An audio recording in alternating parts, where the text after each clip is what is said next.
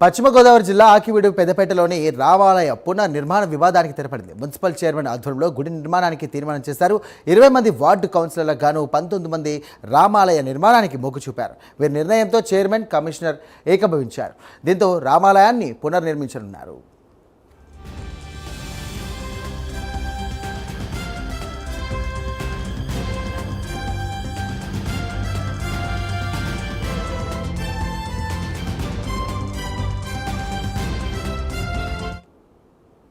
పశ్చిమ గోదావరి జిల్లా ఆకివీడు పెద్దపేటలోని రామాలయ పునర్నిర్మాణ వివాదానికి తెరపడింది. మున్సిపల్ చైర్మన్ ఆధ్వర్యంలో గుడి నిర్మాణానికి తీర్మానం చేశారు. 20 మంది వార్డు కౌన్సిలర్లకు గాను 19 మంది రామాలయ నిర్మాణానికి మొగ్గు చూపారు. వీరి నిర్ణయంతో చైర్మన్, కమిషనర్ ఏకీభవించారు. దీంతో రామాలయాన్ని పునర్నిర్మించనున్నారు.